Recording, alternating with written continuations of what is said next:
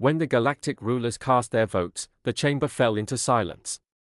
One by one, the glowing crystals representing each civilization dimmed to black, the signal of rejection, of exile. And when the final light went dark, the verdict was clear. Humanity was to be banished from the galactic concord. No trade. No diplomacy. No travel through core systems.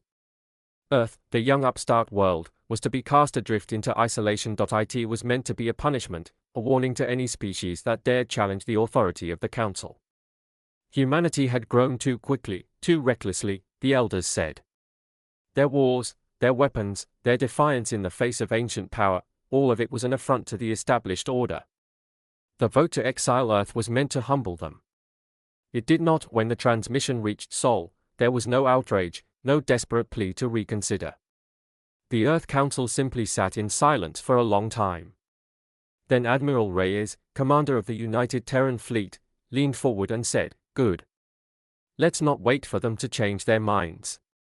Within a week, human ships began withdrawing from alien ports. Ambassadors burned encryption keys and sealed embassies. The gates connecting human colonies to foreign systems went dark one by one, not because they were cut off, but because humanity shut them down first. To the rest of the galaxy, it looked like retreat. To humanity, it was preparation. For decades, the species had lived under the gaze of powers that believed themselves eternal. They had studied them, learned from them, even copied their technology, but always with an understanding that the stars were not a gift. They were a challenge. The exiled humans began building in silence. Shipyards on Luna expanded 20-fold. Asteroids were hollowed out and turned into forges. Mars became a fortress world. And deep in the black, where the Galactic Council's sensors grew thin, humanity began constructing something no one else dared imagine, a network beyond the reach of the Concord's control. Alien observers thought humanity would collapse without trade and guidance. They believed the Terrans would fragment, turn on each other, return to the primitive wars of their past. They were wrong. The exile united them more than any treaty ever had. Nations dissolved into a singular entity, the Terran Expanse. The first time a Concord scout tried to cross into Sol space after the exile, it vanished. The second scout never even got a distress signal out. The Council demanded answers. None came. The humans were gone, their communications silent, their borders opaque. A decade passed. Rumors spread like solar flares. Some said humanity had gone feral, turning pirate and rogue. Others whispered that they had ascended, finding technology forbidden even to the elder races.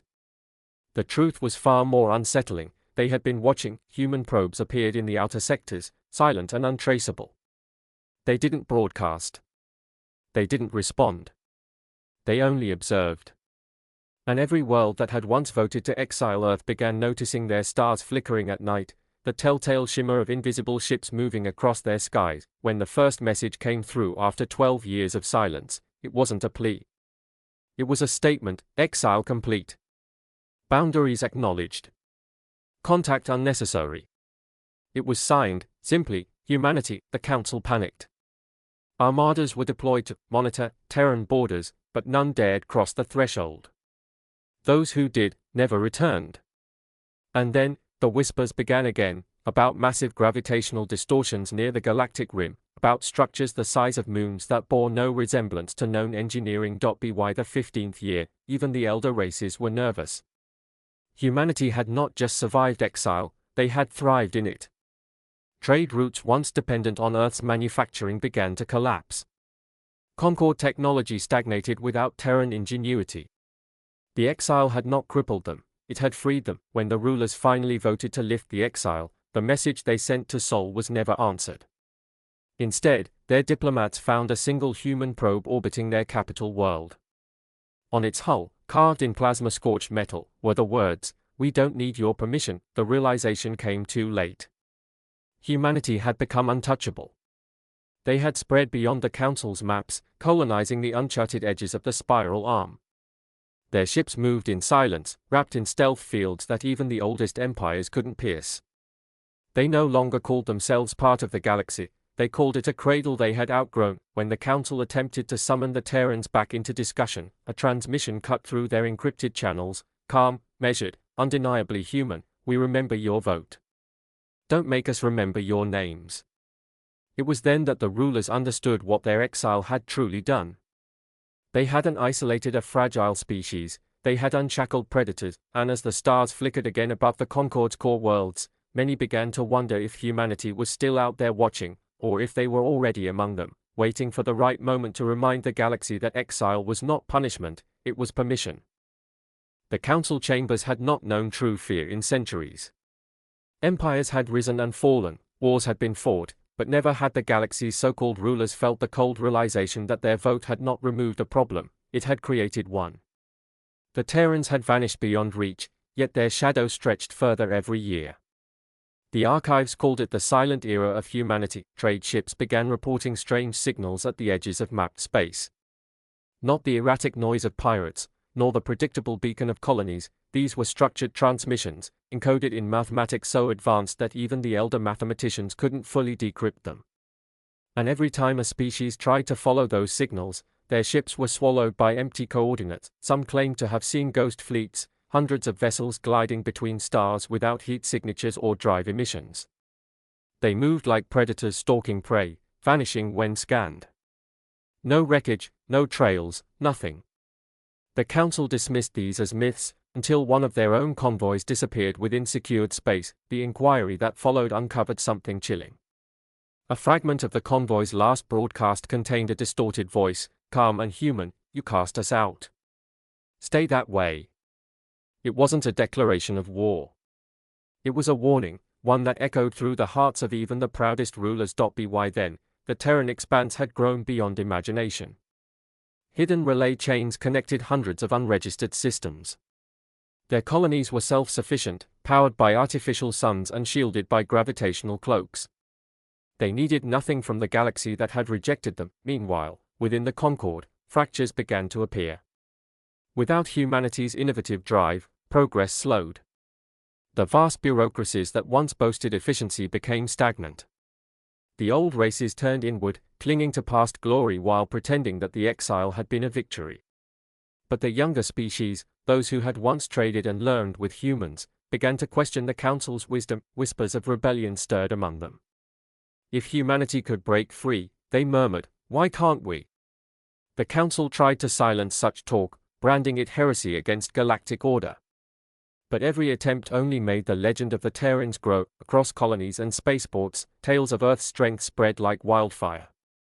They spoke of humans who could terraform dead worlds in months, who could build fleets in the shadow of dying stars. They said humanity had found a way to fold space without gates, that they could appear anywhere, anytime, unseen and unstoppable. When a research station on the rim reported the sudden appearance of a planet where none existed before, the council sent observers. What they found defied logic: a perfectly spherical world of metal and crystal, emitting no light, orbiting a dead star. There were no inhabitants, no atmosphere, no message. Only a single engraving on its surface: we build our own heavens. The discovery shook the galaxy. If humans could construct worlds, then exile had not hindered them, it had elevated them beyond comprehension. For the first time, the council debated whether humanity even was human anymore. In secret, fleets were commissioned. Armies were trained. The council prepared for what it called the contingency, should the Terrans ever return. Yet deep down, every admiral and ruler knew, no fleet, no weapon could defend them from what humanity had become. The first contact in nearly a century came unexpectedly. A small Terran drone entered council space, transmitting in perfect galactic standard. "We seek no war," it said. "But know this, the stars are wide enough for all, if you leave us be." The message was polite, almost gentle, but its tone carried the weight of command. The council tried to respond, but the drone disintegrated before they could finish transmission, not destroyed, but dissolved into a mist of nanometal that drifted through vacuum like dust.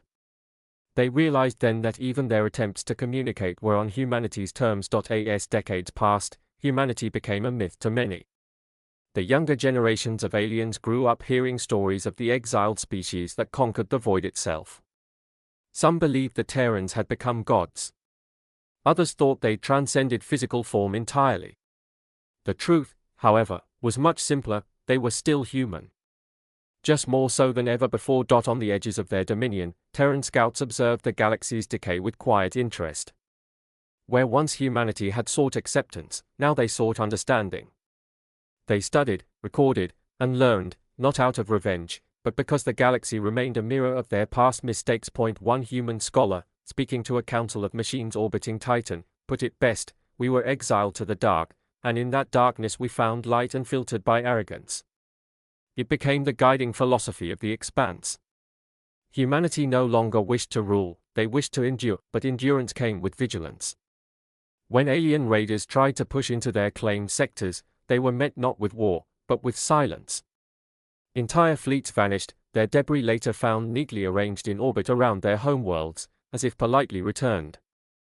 The message was clear: trespass and be reminded. Even the most arrogant species began to tread carefully. The expanse had no need for diplomacy, yet no one dared provoke them. They had become the unspoken balance, the shadow under which the galaxy dared not misstep. Eventually, the council itself crumbled. Corruption and fear eroded its core, and new factions rose from its ashes. But none sought to rebuild what was lost. They all remembered who watched from the dark. In the centuries that followed, the humans were rarely seen. Only once every few generations would a vessel appear, sleek, silent, marked by no insignia but a simple white ring on black hull. It would pass through systems, observe, and vanish. No attacks, no words, no diplomacy. Just presence. Scholars came to call them the wardens beyond light. Protectors or observers, no one knew. But the older civilizations understood what that presence meant. Humanity had taken their exile and turned it into transcendence. One day, a transmission reached the galactic core, no origin point, no traceable signature. It read, "The exile was mercy. Remember that." And then, once again, the stars flickered, entire constellations blinked out for moments at a time, sensors going blind across vast sectors. When vision returned, every planet that had once voted for Earth's exile found a single object orbiting their skies, a metallic shard no larger than a man's hand. On it, engraved in deep Terran script, were 3 words: "We never left." From that day, silence fell across the galaxy. Trade slowed. Exploration halted. Every world turned its gaze inward, fearing that humanity might be watching from the shadows. And they were, not as conquerors, but as witnesses to a galaxy that had once believed itself divine. Exile had not broken them. It had freed them to become something greater than empire or council. The humans no longer sought belonging, for they had outgrown the need to be accepted. The galaxy that had cast them aside now lived under the quiet awe of their legacy, and somewhere, beyond the reach of maps and memory, the descendants of Earth stood beneath alien suns, looking back toward the galaxy that had once exiled them, not with hatred, but with understanding.